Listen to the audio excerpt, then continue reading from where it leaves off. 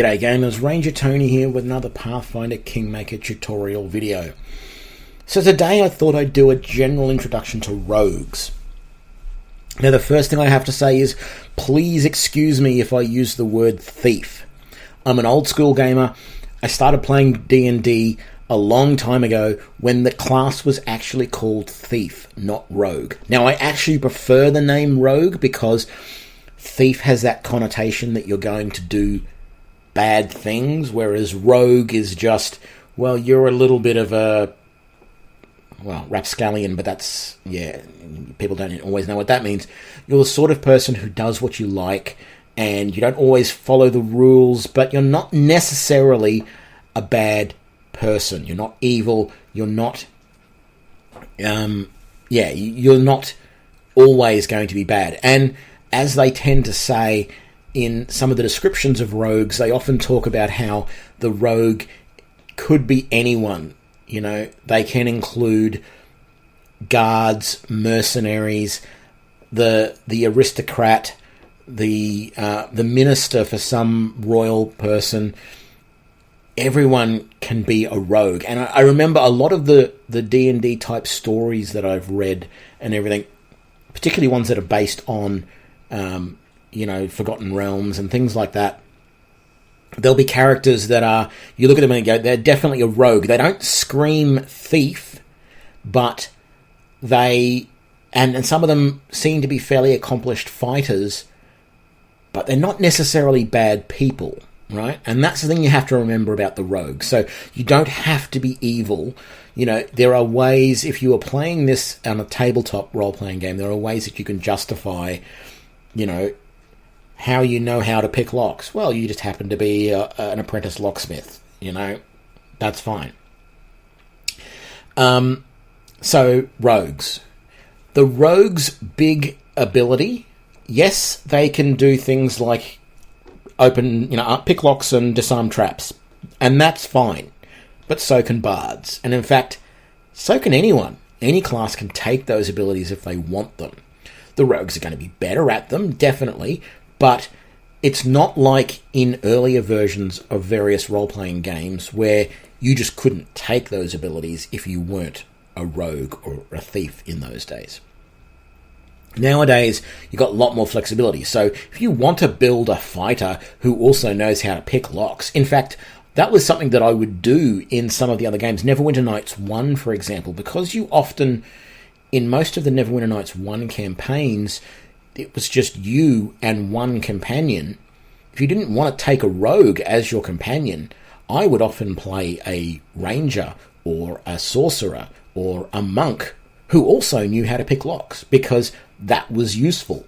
If I didn't take a rogue with me, but I still wanted to be able to disarm traps and unlock chests, I'd need someone to do it if I didn't want to bash them down, or waste a spell on it. So, yeah, there's nothing to stop you as a non-rogue from taking some of those abilities. So what makes a rogue stand out then? Sneak attack. That's all it is. That's the big one. Sneak attack. And in some ways, the sneak attack seems a little strange. What I mean by that is, in the early days when you played the D&D Thief, right? The Thief had the backstab ability. It wasn't sneak attack, it was backstab. And to do the backstab, you had to A, be hidden, and B, get behind the opponent in that, 90-degree arc behind them, somewhere within an arc of 90 or 120 degrees or something like that, behind them, and attack from their rear when they didn't know you were there, and then you could do a backstab. And what the backstab did was it doubled, and then at later levels tripled, even up to, I think it went up to like 5 times your normal weapon damage. But once they knew you were there, so you only got the one chance at it. Once they knew you were there, you could not backstab that one again. If you broke away from combat and then went and hid again, you might be able to come back. But it was always very hard to do. So that ability of the thief in those days was very limited. The new sneak attack ability can be used multiple times by a rogue, all you have to do is be attacking someone who's at a disadvantage, basically. So they need to be flat-footed in some way. So if they make an attack of opportunity, right, or if they are flanked, things like sickened and all those sorts of things will make them more open to being sneak attack. And so suddenly the thief went from a once per opponent per battle type ability that did a little bit of damage to the sneak attack of the rogue, which can be used multiple times against the same opponent. So if I'm using two weapons, if I'm using two-weapon fighting, and I'm attacking an opponent who's already flanked because there's someone else attacking them from another direction, then both of the attacks I do that round, if they hit, could potentially be sneak attacks, and I can do that multiple rounds until he's dead. That is a very powerful ability. And for that reason, if you have two rogues on your party and they both attack the same opponent, that flanks that opponent, so both of your rogues can sneak attack that opponent. And if both of your rogues are using two-weapon fighting, you're just going to be sneak attacking that guy to death. So this is something that I must admit I really didn't notice very well about this, not in Pathfinder Kingmaker, but even before that. Playing Neverwinter Nights 2, I found it really hard at times. There's a few sections there where you come across groups of rogues. These ones are actually thieves, they're assassins, but they're rogues. And they're just sneak attacking you like mad, and it's really hard to get through some of those because there's so many of them attacking that some of your characters just go down in hit points so quickly because they're getting swarm attacked by these rogues. And if you've seen my video that may have come out before this one, hopefully it will, if not, go and look at it after it, about playing single classes. The rogues are actually fairly good if you have an entire party of rogues, right? The only problem they've got is they find it hard to heal, and they don't have quite the number of hit points that some of the other classes do, like Fighter and Ranger and Paladin and Barbarian, but they do all right. But they can dish out massive amounts of damage if they're all attacking the same opponent. And it goes up so quickly. You start at 1d6, at level 3 it becomes 2, and then at 5, every 2 levels it goes up, so that when you get to 19th level, you're doing 10d6 of sneak attack damage per attack. So if you're dual wielding short swords, for example, which do 1d6 anyway, you're essentially doing 11d6 of damage every hit if you flank that opponent. It's insane, right? So rogues are a great class to use if you want to deal out damage. Now, you do have to be careful, though. As I said, you're a little bit squishy. You can't use great armor. You're limited to light armor. And the type of weapons you can use are limited. And that's the thing that's going to get you. That's the thing that's going to be really confusing. Because let's look at that. Rogues can use all simple weapons, plus the hand crossbow, the rapier, the sap, the short sword, and the short bow. Proficient with light armor, but not shields. Okay, so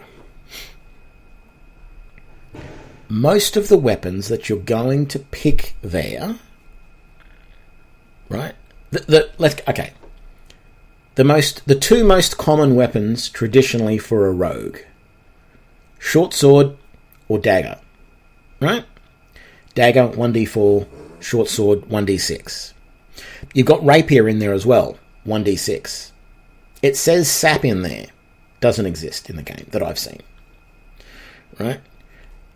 All of those weapons that I've just mentioned that exist, the rapier, the short sword, the dagger, and let's be honest, any of the missile weapons they mentioned there, the short bow, the hand crossbow, and, technically because they're a simple weapon, the light crossbow and the heavy crossbow, they're all piercing weapons. So the traditional rogue weapons are all piercing.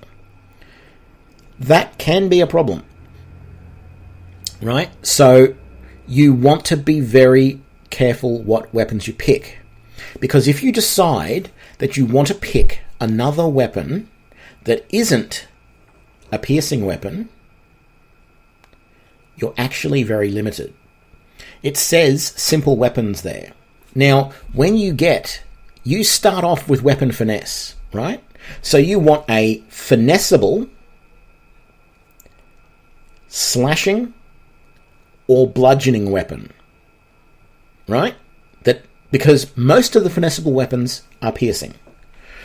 If you want to do some different damage, because, if you come across an opponent who's invulnerable to piercing, you're going to have a problem.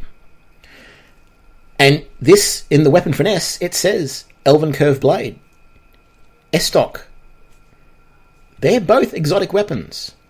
Even if you play as an elf, you can't use the Elven Curved Blade as a rogue unless you take exotic weapon proficiency. That may be a bug. I'm not entirely sure, but I've tried it. It doesn't work. If you wanted to use the Estoc, not available. So you think, okay, what else can I use? And you would look through the selection and you would say, okay, simple weapons. And you'd go into the store, go to Oleg's, for example, and you'd look at all the weapons and you'd look at all the ones and you go, these ones are simple weapons. And so you'd go, hand axe, cool, simple weapon. No, it's not actually. Hand axe isn't a simple weapon. Sorry, I meant to say a different one. Hand axe is finessable, but it's a martial weapon. So you'd have to take martial weapon proficiency to use it. It turns out that if you want a finessable, non-piercing, simple weapon, that you only have two choices. The sickle, which looks weird, but hey, it works, or the light mace. Both the sickle and the light mace are finessable. The sickle does slashing damage, the light mace does bludgeoning damage. So, if I was to build, and I talked about this in another video, if I was to build a party of rogues, and I wanted 3 rogues in my front row that were melee, I would have one using a piercing weapon, and I would actually pick Knife Master. I'll talk about Knife Master in a minute. So he would have daggers, piercing. I would have one who was using sickles, and I've one using light mace. And that way you've got piercing, slashing, and bludgeoning damage. You're covering all 3. You're covering all bases. So let's talk about these slightly different subtypes here, because really you do get some other abilities here, but it's the sneak attack that's the main thing, right? The rest of this stuff is really just, your danger sense and stuff like that. And they're great. And like this finesse training is really good. That's the other thing that you get. If you've seen my Ranger videos talking about dual wielding finessable weapons, or even my Magus videos where I talk about a little bit about that, I talk about the feats you have to take if you want to use a slashing or piercing finessable weapon and get your dex bonus to damage. You don't need that as a rogue. The finesse training that they get at level 3, they can pick one weapon, and then again at a level 11 and level 19, you can pick a weapon that is finessable, and you can add your dexterity bonus to damage for it. It's absolutely great. Wonderful. So you don't need to worry about that. Okay? So most of that, the other sort of stuff you got here, they're just little bonuses like that. It really comes down to the rogue is all about that sneak damage. That sneak attack. And yes, the other thing, you can crit while you're doing a sneak attack, but the damage from the sneak attack is not criticalized. Only the damage from the weapon is. So if you were using a short sword, for example, and you rolled a 6, and you were doing a crit, you rolled 6 for damage, you would double that to 12, and then you would put on top of that the however many dice of sneak attack damage was applicable. But that's great. I mean, that's fine, because you're already doing so much damage with a sneak attack anyway that it's just icing on the cake if you crit. And the fact that it doesn't multiply the sneak attack damage isn't a problem. If it was, it would be insane. Well, quite frankly, when you think about it, the rogue is potentially doing more damage at high levels, physical damage, per attack than anyone else. Because even if you work it all out, and I might do another video on this, but even if you work it all out, a rogue using a short sword is 1d6 of damage. If you forget even dual wielding, 1d6 of damage. If you sneak attack at level 19, that becomes 11d6 of damage per hit, plus whatever your dexterity bonus is. You're looking at, even if you ignore your dexterity bonus to damage, right? That's 11 to 66 points of damage per hit. And at that level, you will probably be doing 4 attacks per round, right? 44 to 4 6s are 24, so 44 to 260 something damage, I think it is. I can't work that out in my head, per round, not including critical damage. If you're dual wielding, if you're dual wielding, that's at least 1 more attack per round. Look, that's just insane. Even a fighter potentially doing, well, fighters might only still be doing 4 attacks per round, but even a fighter with a big 2-handed weapon, they're not getting anywhere near that amount of damage. Now, admittedly, you have to be in a situation where you can use the sneak attack, but if you're in there and you make sure that most of your opponents are all attacking the same target, you're going to get flanking bonus. You're going to be doing an insane amount of damage. It really is. I'm doing a playthrough of an entire class of rogues, and it's blowing me away how well they're doing against some opponents. It's insane. Eldritch Scoundrel. So the big thing here is you get a small amount of spells per level. You only go up to the maximum of 6th level spells. And you are like a wizard, so you have access to cantrips, but you have to memorize your spells. You have to prepare them per day. You're not like a sorcerer who can just cast any of the spells that he knows. But the biggest disadvantage of playing the Eldritch Scoundrel is that you don't get sneak attack until level 3, and you only get up to 5 dice of sneak attack. So that's your disadvantage. But being able to cast some spells is quite nice, right? And it's a different way of looking at things. Knife Master, I really like this one, right? This is where it sounds insane, because get a load of this. By being a Knife Master, you get the sneak stab. What this is that if you're using a dagger, a kukri, a punching dagger, a star knife, or a sai, you can use D8s rather than D6s for the sneak attack. So that means that if you're using a dagger, 1d4 of damage, at level 19, you're doing 11 to 84 points of damage. We said before it was 11 to 66. This is 11 to 84 points of damage per attack at 19th level. The dagger's amount of damage becomes nothing because you're doing D8s of sneak damage. even at level 3, you start to notice how much more damage you do in the sneak attack when you're only doing 2d8s rather than 2d6s. It just seems to be always hitting that little bit more of sneak attack damage. And I'm only at level 4 at the moment for what I've been experimenting with. It's going to go up a lot. And you still get the finesse training, and you also get this blade sense, which is a nice one, which if you're getting attacked by someone else using the same sorts of blades, the daggers, the kukris, etc., you get a bonus to AC to dodge them.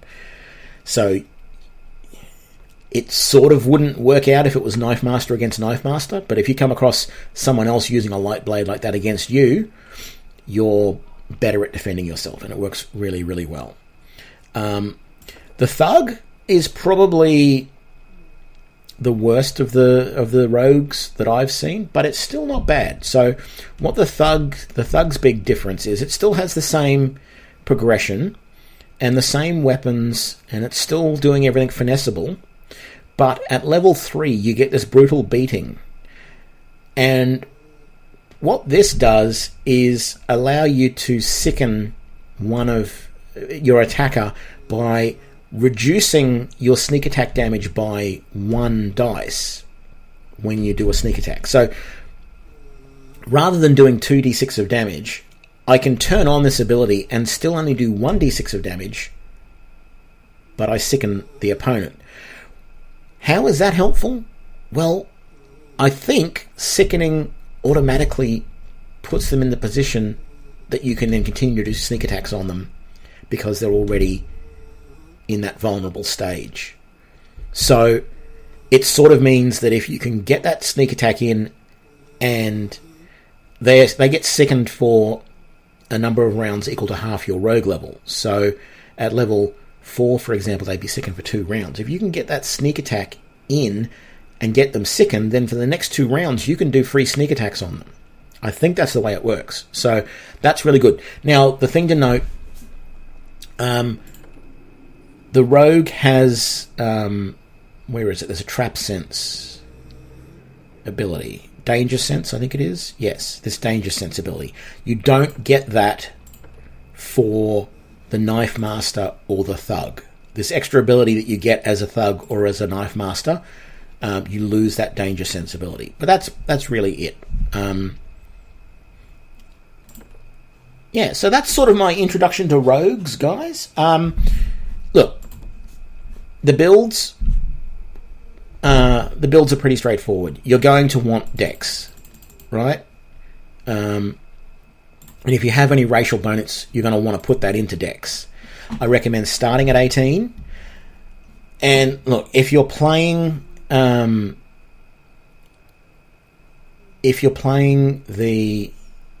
Eldritch Scoundrel, right, you're going to want to put every other point you've got into intelligence. You know, you're going to want at least 16 in there. But if you're playing a standard rogue, then I actually recommend putting it all into Constitution, or a good portion of it. And if you've got some points left over, like there's 5 points left here, put them wherever you want. Strength is really, like, this is the thing, you don't need strength as a rogue.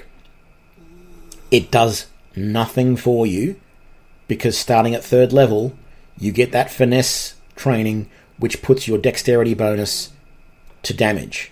So the only thing strength will do is increase your carrying capacity or your skill in athletics if you want that. There's no other reason to put points into that. So think about where else you want to put them. If you want more skill points, you start off with a lot. You get 6 skill points. If you want more, consider putting some points into intelligence. If you want better saves, consider putting some points into wisdom. And if you want to be able to do persuade and use magical devices, consider putting some points into charisma.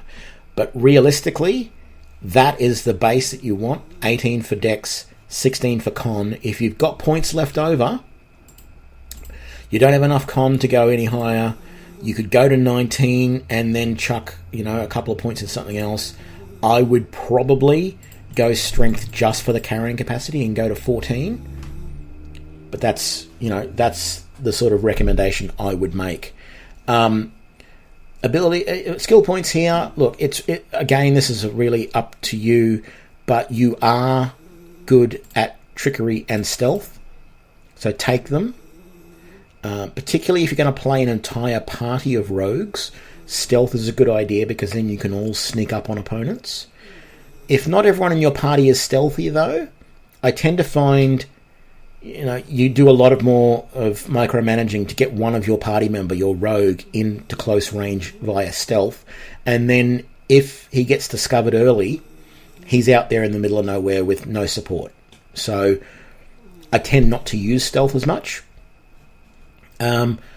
Mobility is fine, but you have to want to use it. You have to want to turn that ability on, and I don't always turn it on, so whether it helps or not is another story. Perception I definitely will take no matter what, whether I'm going to take any of these other ones. And then persuasion and use magical devices. Use magical devices as a rogue can definitely be useful. And persuasion is always useful for your main character anyway, so you really should probably take that. It's up to you where you would go with the rest of it. But I'll put that into mobility for now. The skills that you're going to take... personally, if I'm creating a melee rogue, I'm going to choose 2-weapon fighting here. If I'm not choosing a melee rogue, then I'm going to take point-blank shot. The next skill that I'm going to take in both situations, if I'm a melee rogue, I'm going to take toughness, probably. Or weapon focus, if we're at that point in my primary weapon that I'm using.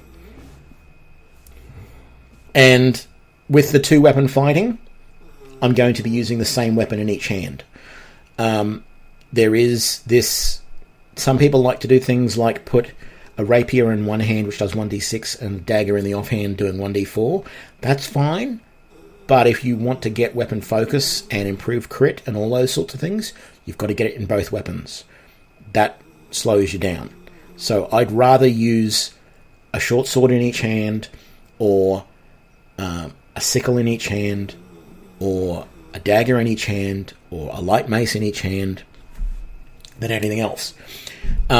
Do be aware that even though it says under some of these feats, like weapon finesse or under finesse training, when you get to it, they list a lot of different weapons there, but a lot of them require either the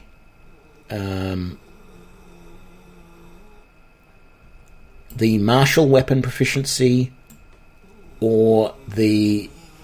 It doesn't list the exotic weapon proficiency. Where is it? It's down in here, maybe? No. I can't find it. But yeah, you can't... Maybe it's one of the ones that's unavailable to me. Can I not take exotic weapons? Yeah, exotic weapon proficiency. I need to have at least base attack bonus of 1. So if you wanted to use an Elven Curve Blade or an S-Stock or a Kukri, actually I think Kukri is under the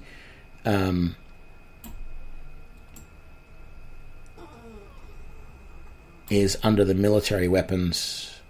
Yes, it is. So hand axe, Kukri, light hammer, short sword, which you can already use, rapier, which you can already use, technically scimitar, which you can't use yet. There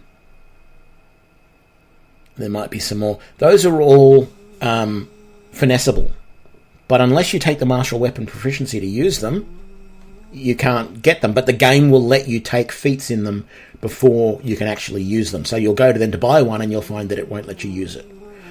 So be aware of that. If you want to stick to just simple weapons, dagger, sickle, and light mace are the easiest ones for piercing, or short sword, you can use that as well.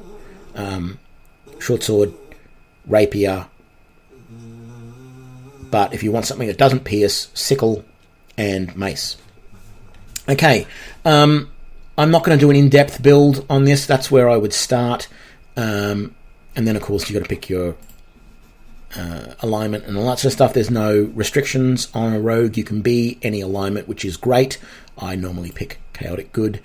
And you can be any race.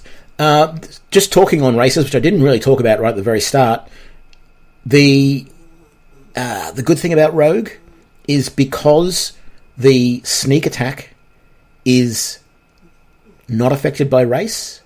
If you want to pick one of the smaller races, like halfling or gnome, you don't get any disadvantage to using sneak attack. So it will still do 1d6 of damage. In fact, if you were to be a halfling knife master, let's go back to the classes. If you were to be a halfling knife master, and I said before that as a knife master, you would do 1d4 plus d8's worth of sneak attack damage. At level 19, I said you would do 11 to 84 points of damage. As a halfling, you would do 11 to 83. That's it. That's pretty good. I have said in a lot of my other playthrough, a lot of my other tutorial videos, that if you want to play a rogue, or you want to play various classes that use any sort of melee or missile weapons, then being a smaller class like halfling or gnome, and the fact that it forces you to use a smaller version of that same weapon means you do less damage. The damage is negligibly different as a knife master, because the dagger does 1d4 normally, and the smaller version of a dagger only does 1d3. You're only losing 1 point of damage, and the sneak attack does not get affected. So if you want to find an effective melee character, play a rogue, halfling or gnome. Even a rogue, like a halfling rogue using, say, short sword, will do 11 to 64 points of damage rather than 11 to 66 points of damage at level 19 when they sneak attack. So the 1d6 of the short sword becomes 1d4 because you're a halfling, but this damage does not change at all for the sneak attack. So that is really good for a rogue. Yeah, that's a really good way to go. So I hope this has been an informative video for you. If you liked it, please give me a like and share it with your friends. And please subscribe to keep up with all the latest videos as they come out. And I'll see you for the next one. Thanks a lot. Bye.